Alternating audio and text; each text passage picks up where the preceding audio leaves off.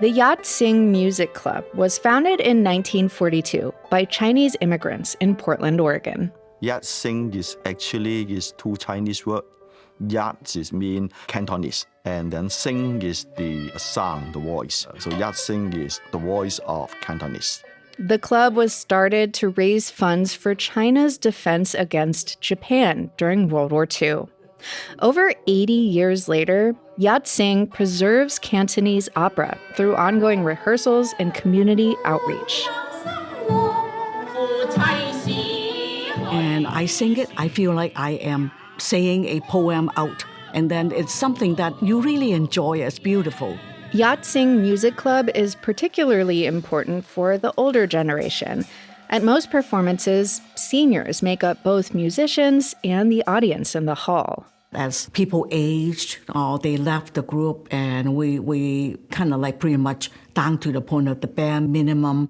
What I really worry today is it is difficult to continue this tradition. We can hardly find young people to come in and sing. It's hard. The companionship the club provides for older adults is special and important. It's a similar experience at Ikoi no Kai, a senior meal program in Portland that first opened in 1979.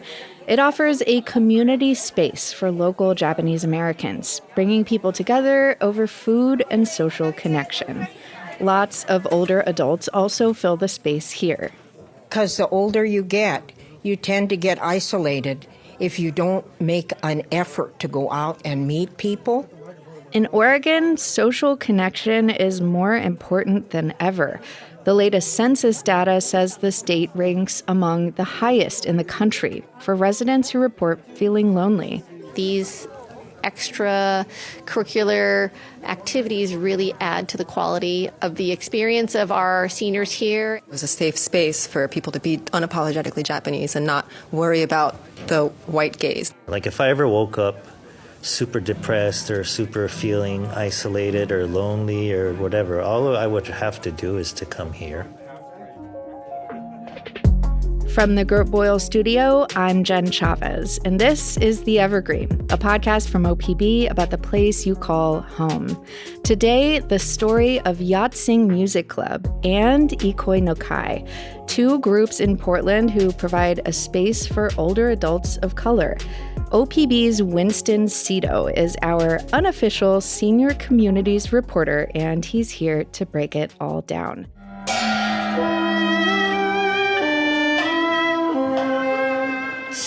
The Yat Sing Club has a pretty fascinating backstory.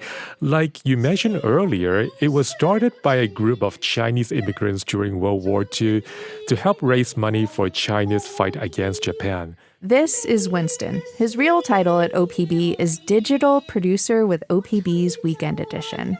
There's still some debate among scholars about where exactly Cantonese opera began, but most agree it took shape between the 16th and 18th centuries as different theatrical styles made their way into southern China's Guangdong province. Wow. The fun fact is, it was originally performed in Mandarin. It wasn't until the late 19th and early 20th centuries that performers began singing in Cantonese instead.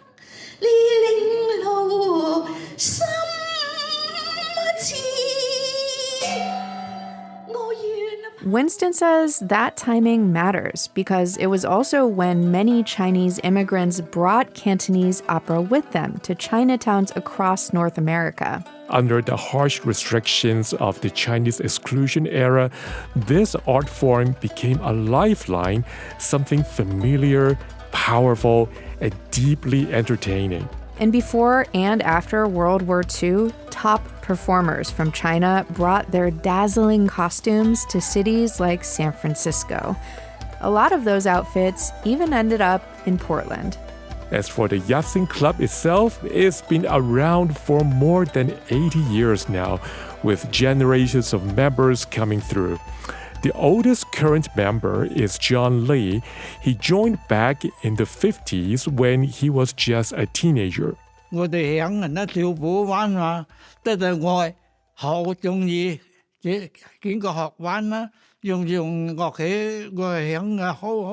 That's John Lee speaking in Taishanese.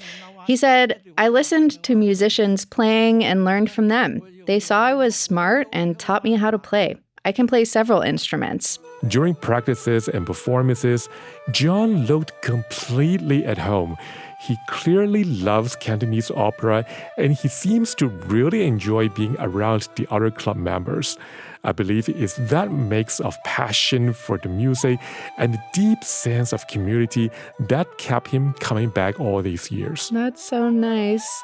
I also had the chance to talk with Shirley Yi and Richard Kwong, who both joined the Yat Sing Music Club around 2008. Shirley is a retired accountant living in Portland. She grew up in British colonial Hong Kong, where she was trained in Western music, like piano and choir, throughout her teenage years in the 60s. Cantonese opera was always playing in the background, drifting in from neighbors' radios, but she never really paid much attention to it. That changed decades later in Portland, where a friend of her husband's introduced her to the Yat Sing Music Club. And suddenly, something clicked. She found herself drawn into the music, the stories, and the traditions she once overlooked. And Richard's story is a little bit different. Okay. Also born and raised in Hong Kong in the 50s, he wasn't trained in music, but he inherited a love for opera, for Cantonese opera from his grandfather. His dad wasn't a fan, though, and sent him off to study in the UK to focus on engineering. Years later, after moving to the US, Richard reconnected with Cantonese opera, and in 2008, he officially joined the Yat Sing Music Club. One of his first performances was a benefit show for the victims of the Sichuan earthquake. And fast forward to August last year when the Oregon Experience crew filmed the club's anniversary show at Portland's Chinese Consolidated Benevolent Association. Richard, now the club's chairperson, took the stage in full costume, a red robe embroidered with a golden python, which is a mythological animal that looks like a Chinese dragon. He played Prince Consort Zhao Saihin opposite Vice Chair Cindy Ng, who portrayed Princess Champing in the classic opera The Fragrant Sacrifice.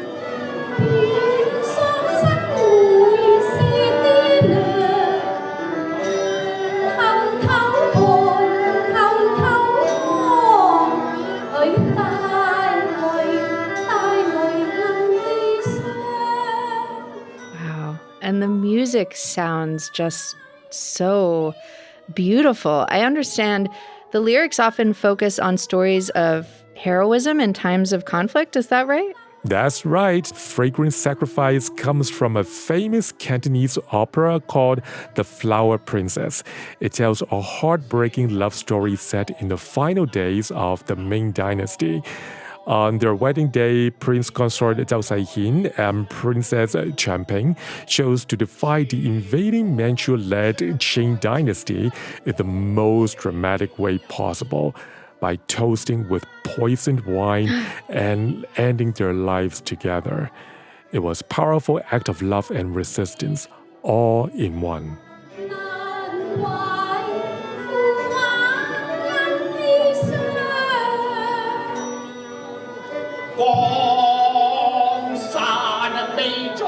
They're talking about how they fight the invader and all these things, and how to be nice to the family.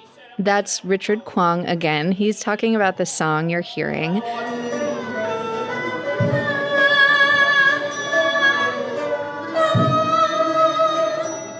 UNESCO listed Cantonese opera as an intangible cultural heritage in 2009. But that prestige hasn't made it any easier for Yat Sing Music Club to pass this art form on to the next generation.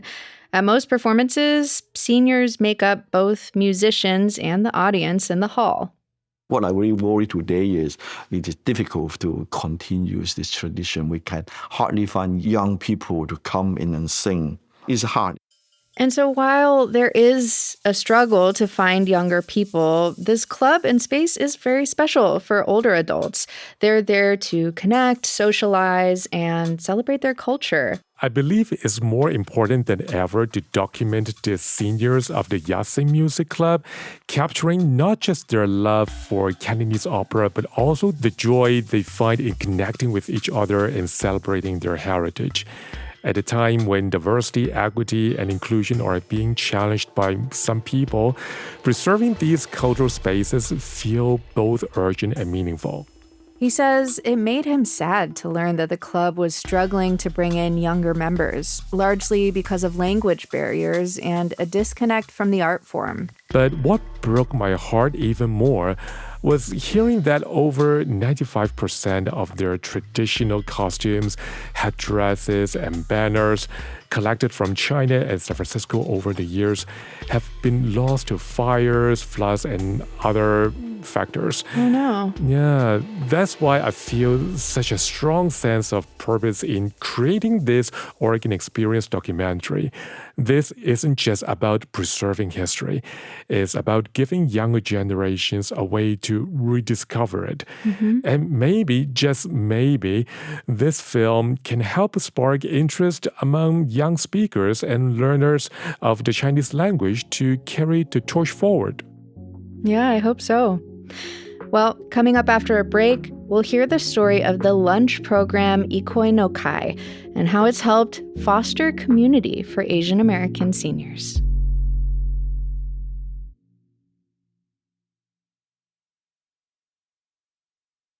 Thanks for listening to The Evergreen, our podcast from OPB about the place you call home.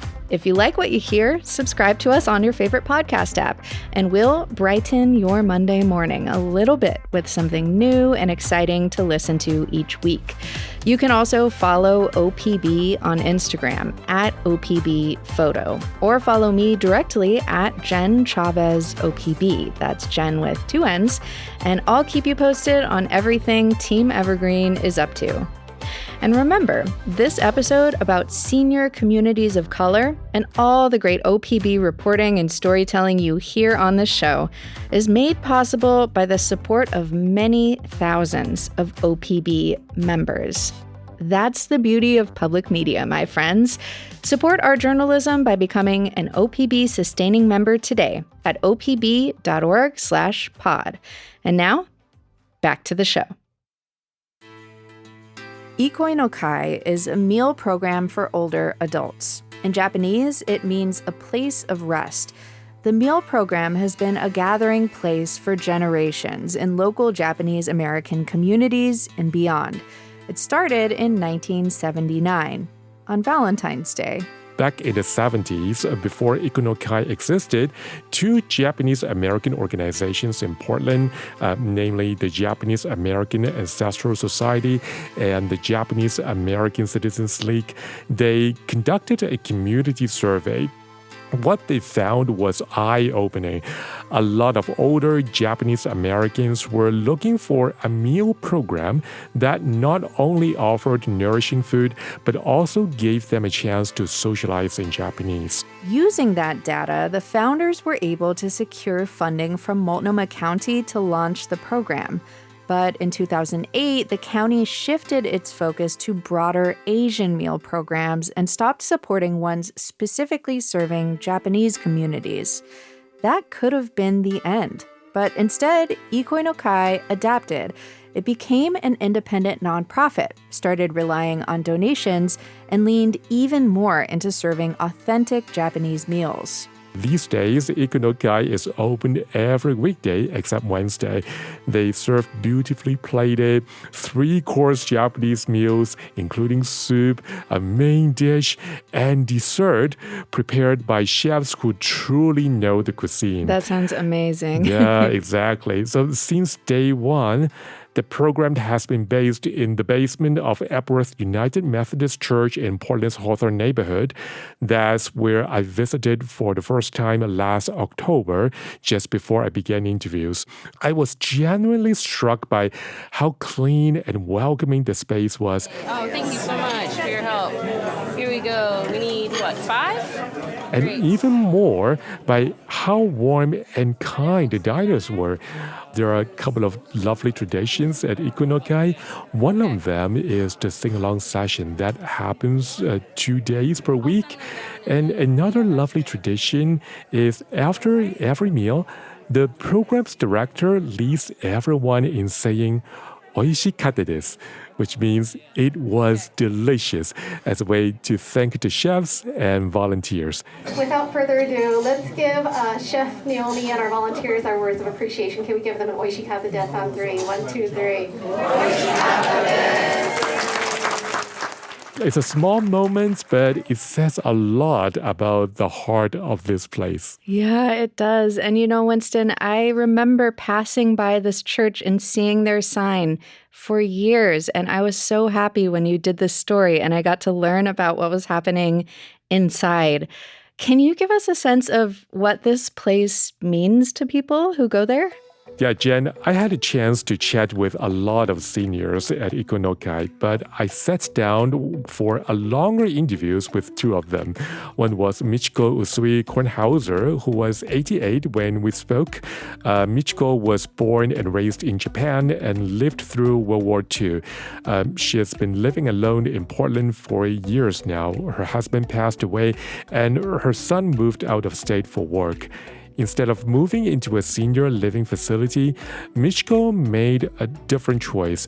She comes to Ikoi 4 days a week to enjoy a comforting home-style Japanese lunch and spend time with friends there. One of her favorite parts of the day is singing nostalgic songs in both Japanese and English, like Auld Lang Syne and its Japanese version. So it's like eating at home, and to begin with.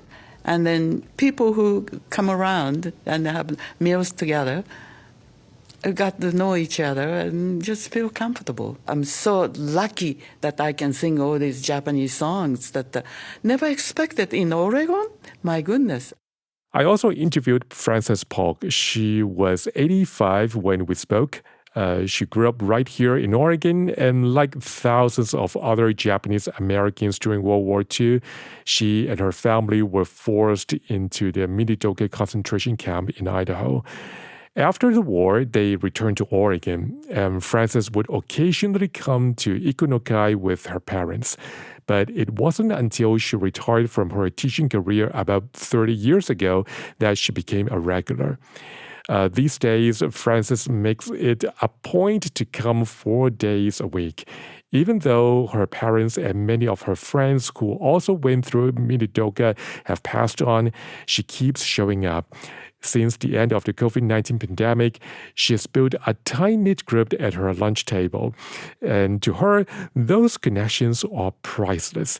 She says she just can't imagine missing out on the community and friendship she finds there. I would be very isolated because the older you get, you tend to get isolated if you don't make an effort to go out and meet people.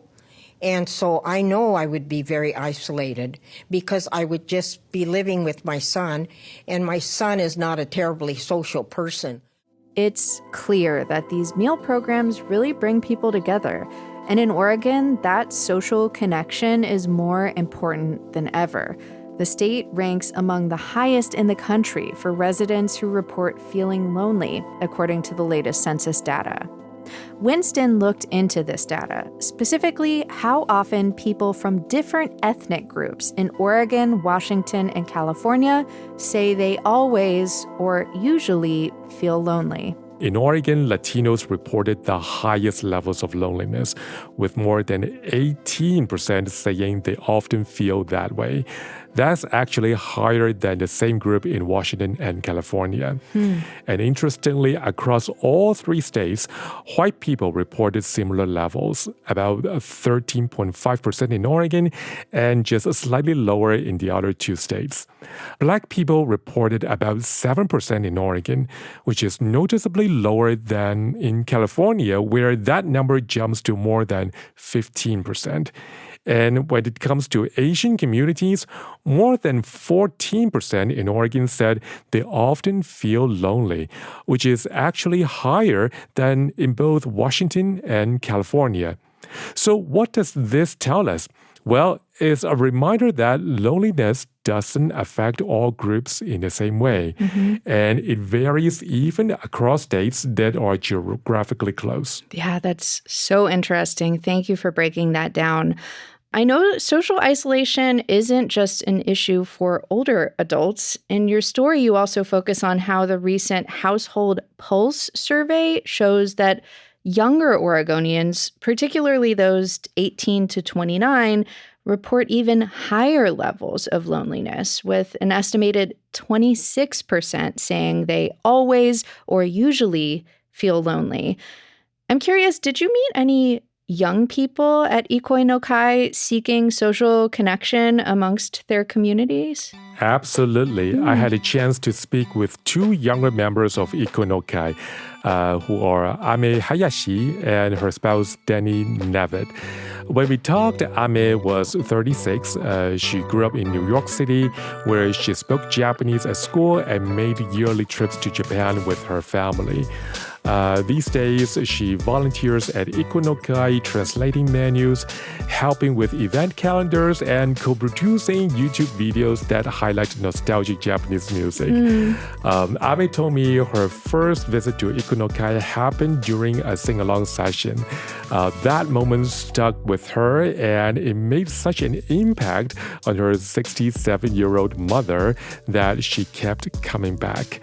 For Ame, the meal program offers something rare, a space where Japanese Americans from different generations who are all shaped by unique traumas and histories can fully embrace their cultural identity without having to explain or justify it. You know, growing up Japanese or Japanese American here, you need, and Asian Americans in general, I think you need to rest from like being tired of, the constant white American gaze. Now let's talk about Ame's spouse, Danny Nevitt. When we spoke, he was 51. Danny was born and raised in Japan in a mixed-race family, and he moved to Oregon when he was 18 years old.